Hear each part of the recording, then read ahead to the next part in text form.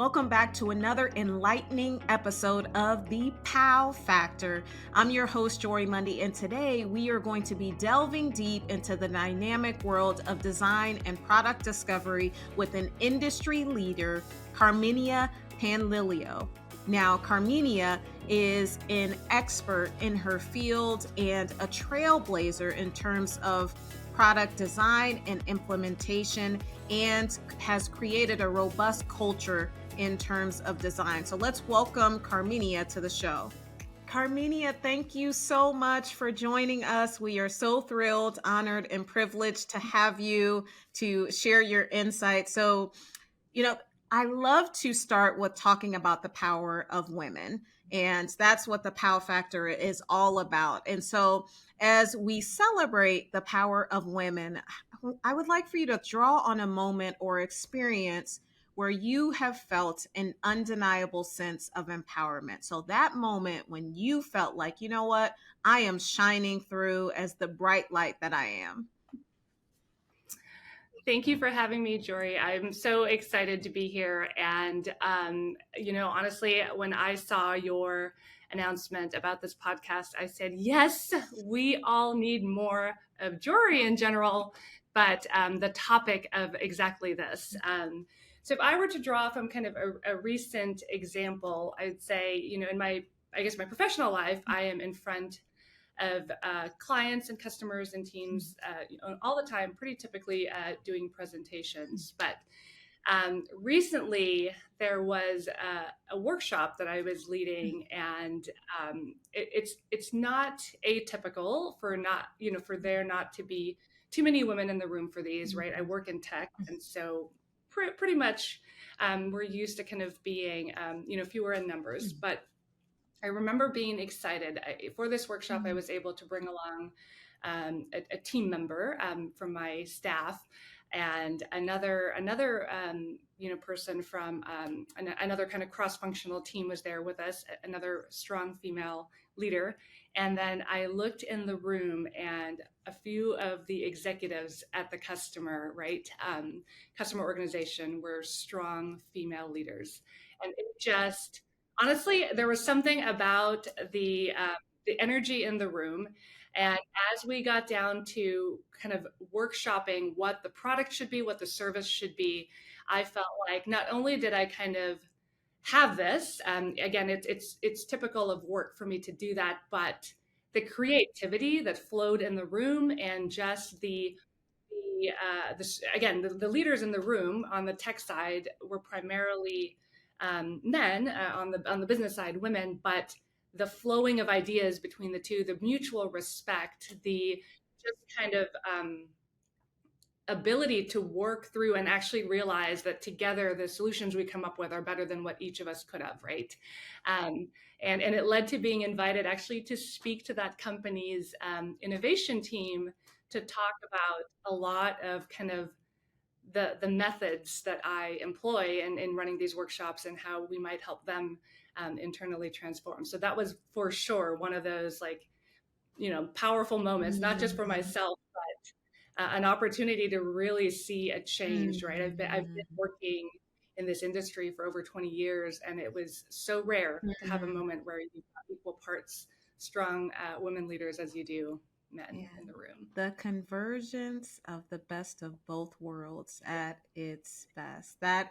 And what I'm hearing you say, and what I've heard just other powerful women say, is of course we draw from both worlds, but being able to see and be inspired and impacted by representation, that it really and truly does matter, in that we are at our best when we can work with, just work together, and also just, draw from the insights and pull from that inspiration to say, like, we are powerful, and, the best of us work together convergently with, with different perspectives, right? And that's what gets us to our best goal, our best outcomes. Yeah, exactly. So as a leader, what do you believe is the most significant challenges for women that are in the workplace at this point in time, who are wanting to advance their careers? So I would say, so generally, right? I know obviously I have a very specific path, Mm-hmm. but I think generally something that I'm seeing more. So, women, right? We naturally consensus build. We surround ourselves with others who lift us up. But we're just naturally, Mm-hmm. I think, more wired that way. Mm-hmm. And so, through kind of the networks that I have professionally and personally, one of the things that I hear about as a common experience right now is what a friend calls um, kind of low grade casual misogyny in the workplace, right? And it's not Mm-hmm. um, so again, I'm drawing more generally Mm-hmm. because Mm-hmm. again, I've had a very, very different experience than a lot of my friends, right, who are in healthcare or in the service industry or hospitality. But something common is it's almost like we have to take on an extra layer that we as women Mm-hmm. that isn't the same shared experience for men, right? So it's almost this kind of in the back of your mind, you sometimes have to mask or kind of what is the persona I need to be in this moment. So I think that is a challenge that is almost always on the surface, right? And you don't know which way it's going to go. So it does take effort and consciousness to be mindful of that, and really, even as you're dealing with it yourself, you're thinking about how can I change this for others around me, right? And how do I alert them of this so that they don't do more of this, right? And I think over the years that is something that has become more of an open discussion, right? That hasn't necessarily been the way in the past. Absolutely. And I love that you said to be conscious and aware of it and essentially work towards that, right? Because I think it's just that awareness, which is step one, and consciousness, and then recognizing and then pulling from insightful experiences from others that are managing through it to continue to move the needle with that challenge that we have. So good deal. So I want to pivot and I want to talk a little bit about, of course, your incredible career, right? You've had so many different successes and worked in different capacities and with various networks. And so, as you draw just on your comprehensive experience and the success you've cultivated, what do you believe has been the most impactful to contributing to that success? Would you say it's people? Would you say it's different support networks, or would you say different opportunities, or what would you name to be the most impactful? That is a big question. I think there are a lot of factors, right? Yeah. I think again, I've had a chance to answer this question, at various kind of Mm-hmm. career fairs where I get to speak about the journey, panel interviews, client meetings. So of course, yes, the support Mm-hmm. network. I think I touched on this already a little bit ago. The village, right? That we essentially put together. But I would say another thing I haven't, really thought as much about, but is definitely something that I think helps the fire in my belly to achieve and really, kind of set my sights pretty high in terms of goals, is that every step of the way there are skeptics. So that is also actually very impactful. And I don't know that people necessarily mean to be skeptical or that they intentionally discourage.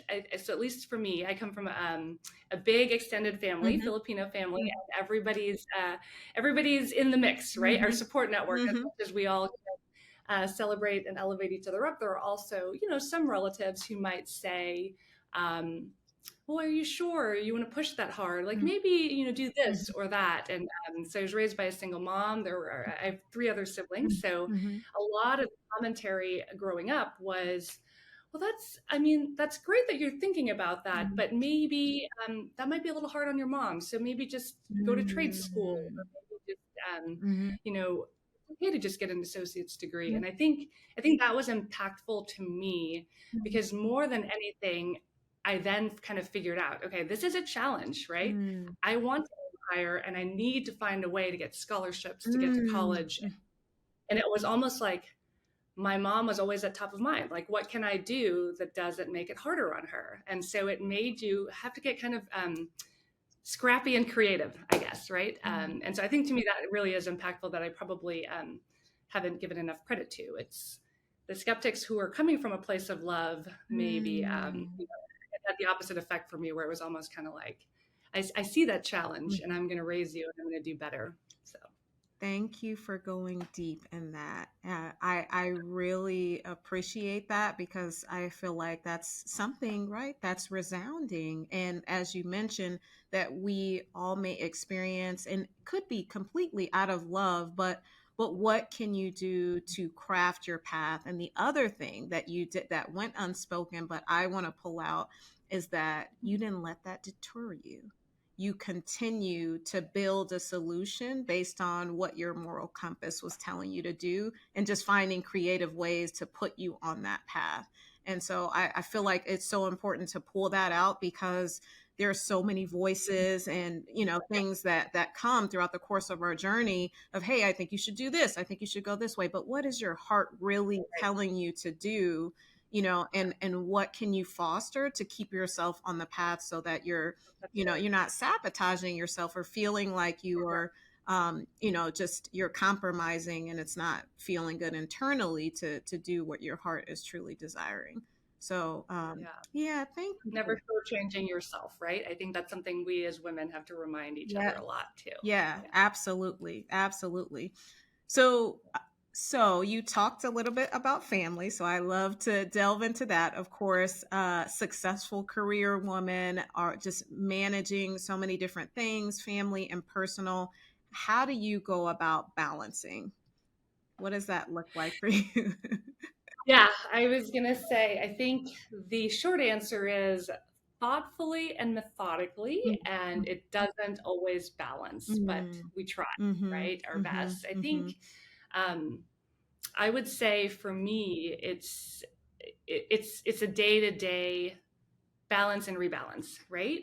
I think the years are short, the days are long, and sometimes we can overwhelm ourselves with wanting it all to go perfectly.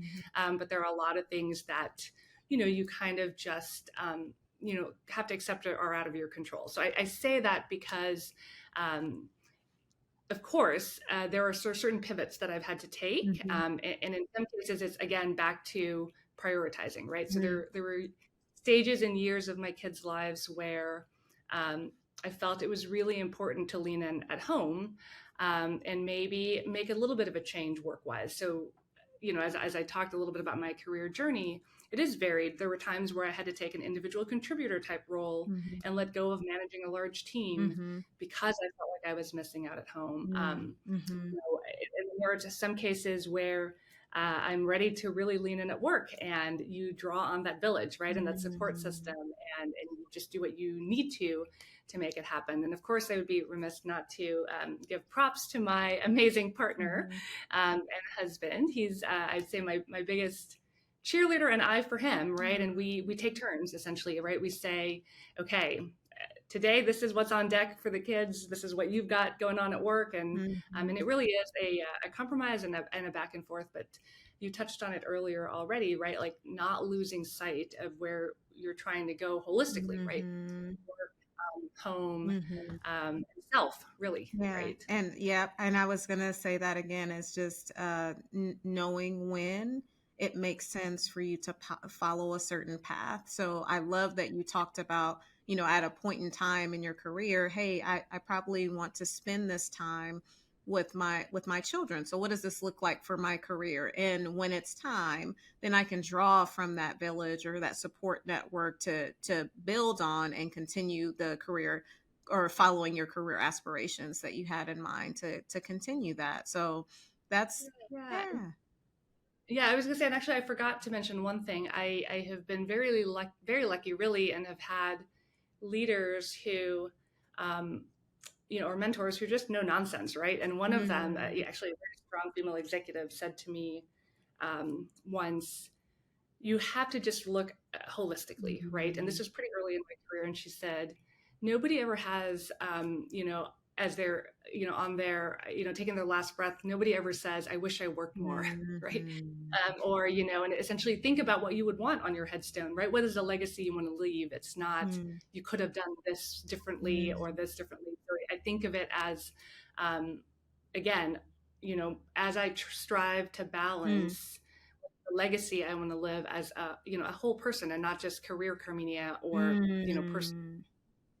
A whole So I should give credit to that. Like there were leaders I learned from pretty early on. Yeah, and I'm glad you said that, because that is a great segue to talk about that and what that experience has been for you. And I know you poured just a bit in, but looking at how impactful mentorship is, just coaching, and how having that person or that network to inspire and to have those conversations with and to draw inspiration and insight from.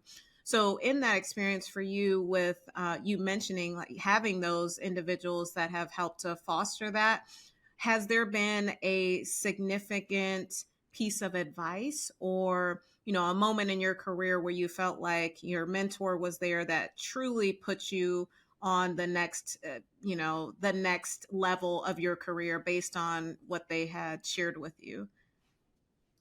For sure. And I think,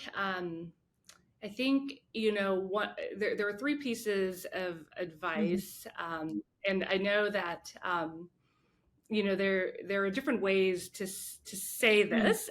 So one of my former mentors, was in the Marine Corps. So she used a phrase that I don't know if this will go over very well. This was now, I guess, almost 20 years ago. Safe place, but safe place. Okay. So she would say, as we were getting ready to go to a meeting, like on Capitol Hill, or I think at that time it was Capitol Hill, or maybe, the office of the undersecretary. But basically she said, Carminia, just kind of, it's time, put your big girl pants on, right? And I think it was this like, and I think, you'll probably recognize this, right? With some cases, we aren't sure if we have it yet. And it's, I guess maybe another phrase is like, fake it till you make it, right? But I would say, one of the advice that came through that interaction was, we're all always learning and evolving. And so you might think someone else has it figured out, but actually they may not. And so what are you bringing to the table, right? Yeah. So to touch back on like, supports and advice, I would say, don't be afraid to ask the questions, to ask for the, hey, what else could I be doing differently? To almost reflect and really kind of look at it as any feedback I get is an opportunity for me to evolve myself, right? To better myself. And so, yeah, always being curious, always asking the questions. My grandma actually gave me this advice. She's like, never be embarrassed to ask a question. There is nothing to be embarrassed about. If your mind is worrying and you've got things you want to learn, go seek it out. Absolutely. Right? I love that so much. And I feel like that pairs with, one of my brothers always has said something that just sticks with me. And it's that you can always learn so much from other people. And it starts with asking those questions and getting confident to know that it's okay that you don't know everything in the world. We are human beings, and it's natural to not know things and to be curious. And the other thing, there was something that you had mentioned a little bit earlier on about, putting your big panties on, right? And I love it. That's actually what she said, but I changed it to pants, but I love it. Okay. Yeah, same thing. Safe space, guys. Safe space. Yeah, I feel like that speaks volumes too, because if anything, it for lack of a better word, kind of whips to say like that confidence and all that you are is already there. So step into it. And so I feel like, sometimes that is so much needed, just to say like, you have everything that you need to move forward, and surrounding yourself with people that can see that in you. Right. And so sometimes I know from my experiences, just with mentors, and my network, and you and others that have, they can see things that Yeah. sometimes we can't see, and really just be able to paint a picture and vision to say, like, you already have everything that you need to move forward. So trust yourself in that. Yeah. So yeah, That's so I- important. That's right. yeah, I Yeah. really love that. So my next question is that question on, if you were to tell your younger self Yeah. something, what would that something be, now that you have amassed so much success in your career and have had so many impactful experiences? And if you were to look back and say, hey, do this thing, what would that be? I would say, one, take more risks while young or earlier in Mm, your career. mm, And I think of it, you know, there's always this advice, right? As parents, like, get your kids out there on skis when they're young, right? mhm, The fall isn't so far, and mhm, so it isn't as painful. mm, So kind of similarly, I think hindsight is 2020, right? But if I could have taken more risks while I was earlier in my mm, career, who knows what I could have explored, um, that I haven't, mm, right? mm, That would be harder for me at this stage, with two kids who are about to go off, in a few years to college, mhm, right? mhm, And then I think the second piece of advice that dovetails with that is, don't be in a rush, right? I mean, mm, climb that ladder, mhm, but be conscientious of, am I dedicating my time and effort to the things that fill my bucket, my cup, right? mm, You know, what you realize, in any career path, right, is you will be spending a lot of time doing the work, but also building, social and political capital that you'll use, right, throughout mhm, your career. mhm, And I think, make sure that the things you're doing really matter to mm, you, mm, right? I would tell my younger self that, mm, because at the end of the day, you'll gain the expertise, you'll put in the time, you'll grind, mm, um, but you shouldn't shortchange the thing that's most meaningful to you. yeah. And then I would say a third piece of advice is, and actually, I think so fondly, Jory, of our time in Leadership Women, in 2018. Mm, I wish I had known about Leadership Women even, younger, when mhm, you're just getting started. You're not quite sure how to mhm, be yourself yet, or who yourself is, and you're mhm, not sure what you can open up about and things. And Leadership Women really kind of, mm, again, created that safe space, right? You had mhm. psychological safety to put it all out there and learn. Absolutely. So I would say, think of networking. I would tell younger Carminia, think of networking not as a thing where you're talking to someone to see what their job is or who they're connected Mm, to, but think of it as, who am I truly interested in? mhm, Who's going to help me be my authentic self, mm, and who will build me up, right? And who can I build up? mm. And I think naturally a lot of good things come from that, instead of kind of the more transactional type of Oh, networking. So, and networking is scary, right? In general, mhm. especially when you're just getting started. How many classes did we all take in college, right? That said, here's how you do it. Yeah, yeah. But I think that's it. Essentially, to your point, that essence in you is there. Mm, Do the things that are gonna, bring it out naturally and help you shine. yeah. And I loved how you talked about taking risks early. And I think that that's an area, specifically, for our listeners, because I've had conversations with women who want really to advance their career. And I think sometimes, of course, that fear seeps in. And it's like, if I change or pivot here, what Mhm. outcome is going to come from that? And in feeling comfortable in your journey or looking back to younger Carmenia and others, just like that, you can take those risks and know that Yeah, you are going to end up in the place where you should be. So it's okay to be yeah, vulnerable and to step out. And also, what you mentioned is being able to follow your heart in every season that you're yeah, in. And so if you're at a point in your career and you're very focused on getting to the next step and getting to the next level and checking in with yourself, am I still there? How does this feel to me? Where do I want to invest my time and effort? And how do I want to move forward in that regard? it's easy to get lost, right? Mm-hmm. Mm-hmm. Yeah. Yeah. So, another question I have is on just how you've encountered and overcome obstacles in your career, and just throughout the course of your journey. Um, have there been specific, challenges that you've encountered that have truly shaped you to thrive even more throughout the course of your career? And if there's like a moment or experience that you've had where you say, you know what, that's the time. Many moments, I guess I would say, right?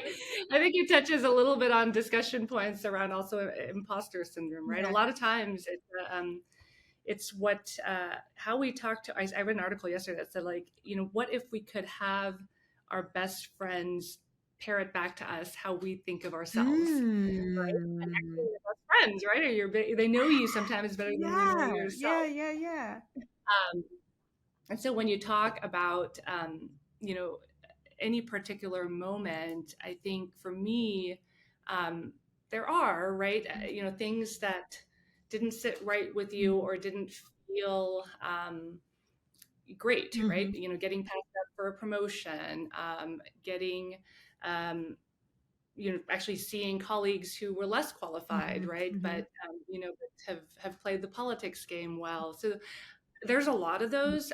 But I guess I would say, in terms of the biggest thing that helps me thrive, or really kind of just put one foot in front of the other, or like just keep Mm-hmm. going, is um, I would say for me it's the, and again I touched on it already, but having been raised by a single mom and growing up without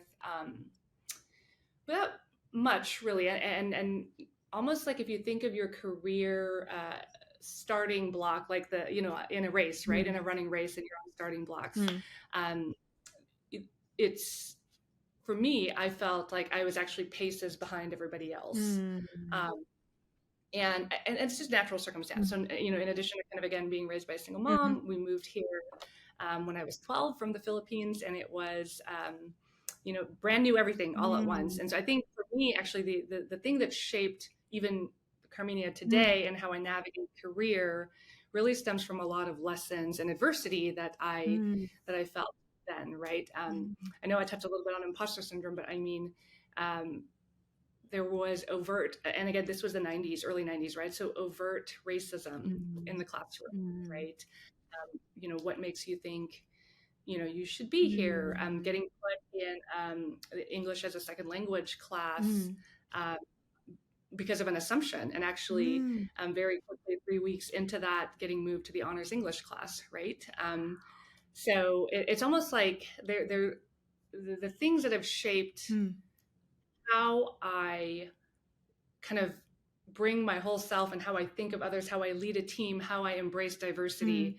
A lot of that is because of overcoming that adversity of, I guess, how I came to be Mm-hmm. in my early stages of life. And so I think for me, it's always, you know, people bring experiences that are different than mine, right? When they come to the table, when I manage a team, um, or I lead a project, and giving grace to everybody to recognize that we all we all bring a new perspective kind of together, right? And I know we touched on this earlier already, and just being aware that not everybody has the same experiences. Mm-hmm. People come from different walks of life, and so I guess I strive to manage teams and lead with the kindness and support that I guess I wish I had as a very very awkward middle schooler, right? Mm-hmm. I and I've heard you mention grace, and I feel like from your just the story that you shared just about your upbringing and having some of the voices that were coming from love and then just experiences even outside of that, what I'm getting from you is that you have received those with grace and you have continued to still put your path forward using that as a means to, of strength from the adverse situation or challenge, but being able to apply grace and use that in your leadership, and the compassion and kindness. And so that's that is I feel like something that can really shape the way that we think when we're encountering the situations that we are in, of receiving but having grace so that you can move forward, and so that it doesn't start to sink in your subconscious mind where you're starting to Right. believe things, and that Right. could, of course, manifest different ways in our careers, or through imposter syndrome, or not taking risks because of those types of, so thank Yeah. you for saying that, because that is that's I feel like I always like to use this saying of, being dealt a certain hand. If you're playing cards, it is like just Yeah. knowing how to play your hand, and Yeah. doing it from a place of, of love and compassion and kindness. And it comes with practice, right? I think I have to give it credit Mm-hmm. because some of the stuff that I have encountered, again, in a very, I guess, proverbial working for the man, or Mm-hmm. whatever the phrase Mm-hmm. Mm-hmm. may be, I was better equipped to handle those situations, exactly like you said, like to draw on, not letting that seep in, and keep that fire in your belly to kind of to to lift each other up instead of giving in to this thing that's happening, right? Mm-hmm. I think if I hadn't had that experience, as a 12-year-old, right, or through high school even, um, then it would have been new to me and probably more damaging as an adult, I would say. Thank you for saying that. So, of course, continuous growth and learning is key to leadership and for professional and personal development. So, how do you stay informed just on emergent trends and different best practices, specifically in your sphere? And what do you feed into for your information to stay abreast on things?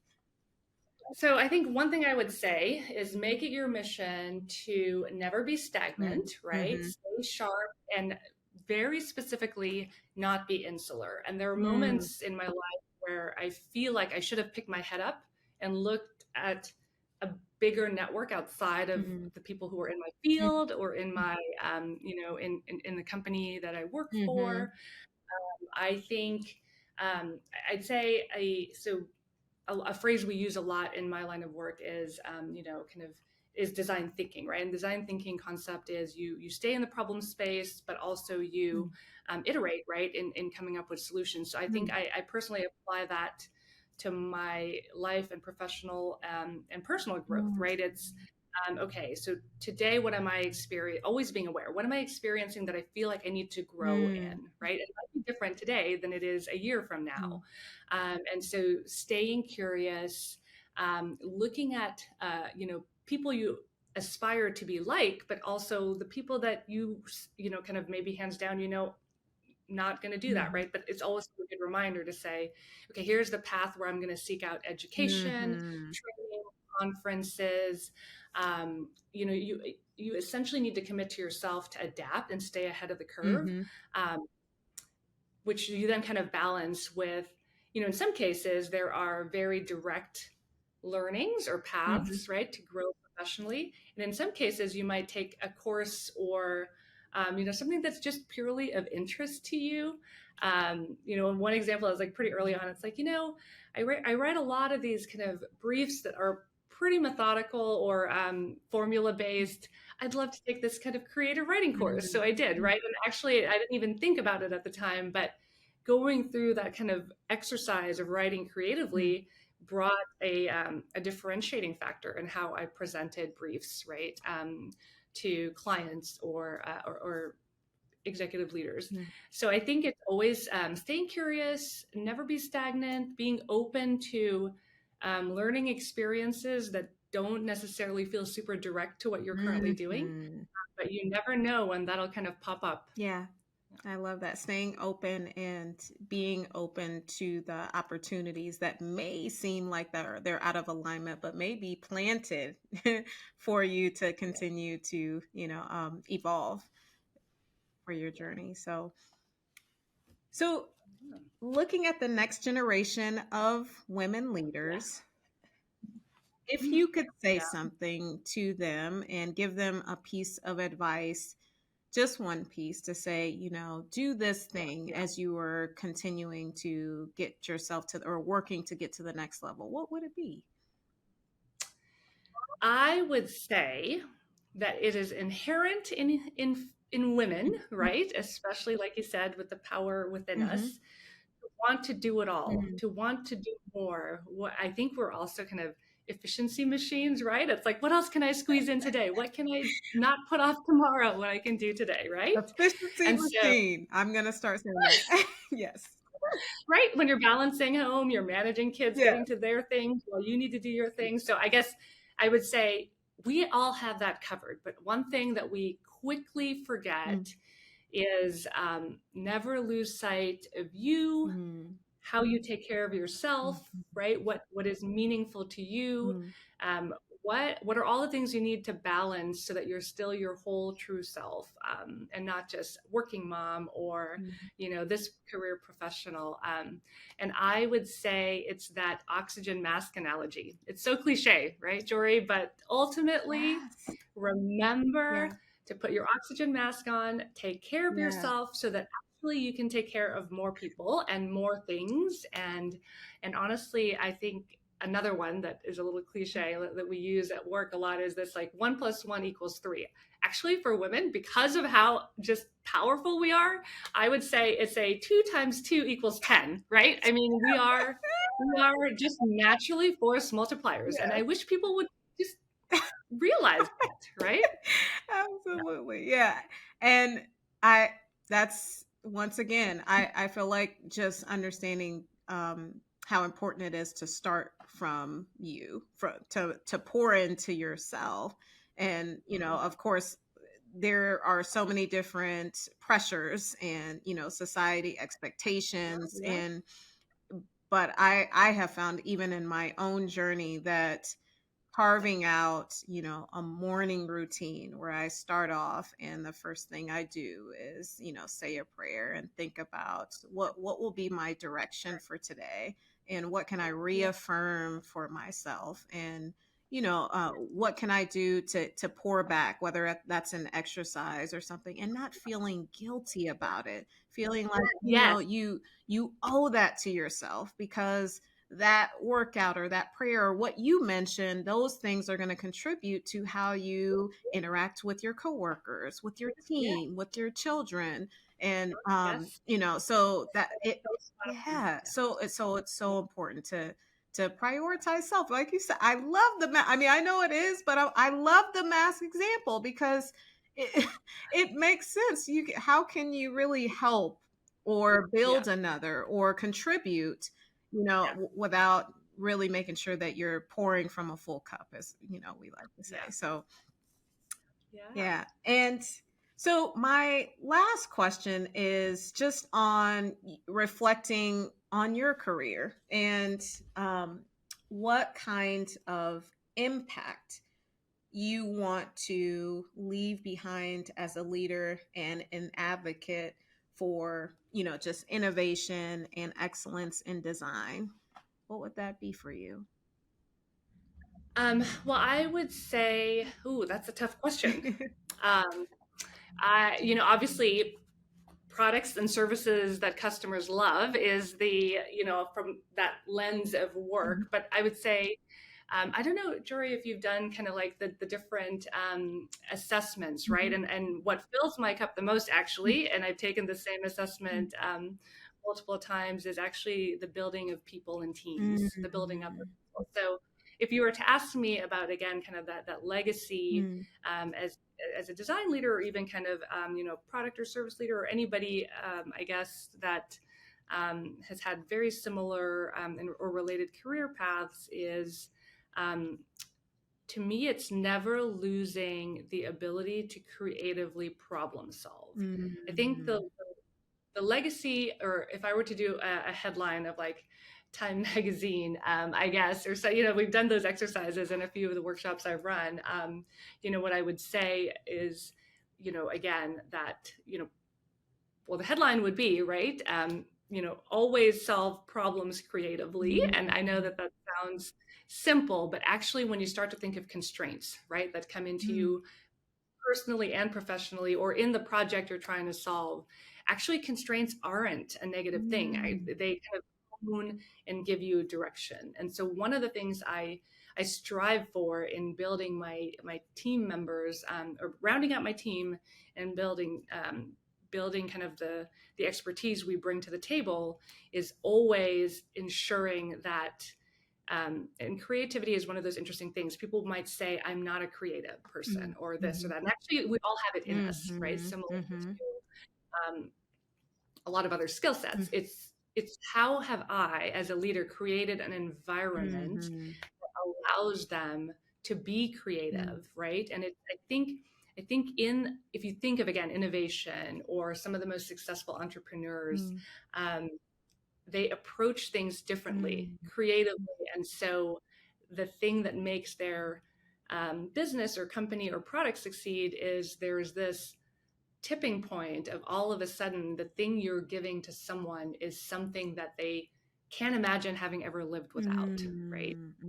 Obviously, you think of the big things that have changed our lives. So I think there's an intimidation factor of, well, what's the next big thing? I didn't come up with that. But actually, even the incremental small things approached with a creative lens actually can wow you, right? Or surprise you.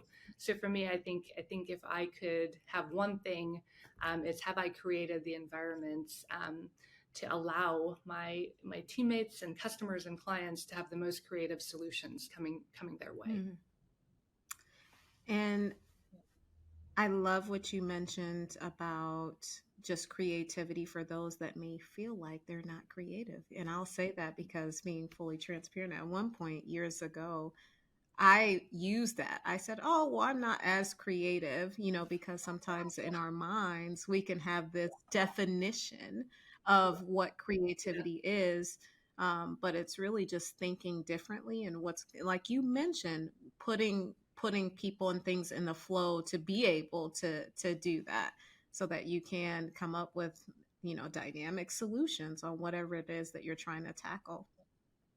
You're so creative. It's so hard for me to imagine that was ever a real thing. That was a real thing. I'm like, oh, well, it's just things in mind, but it is so true when you kind of when you change the paradigm and the pattern of thinking of what truly is creativity. Well, creativity is so many different things, and we all have it.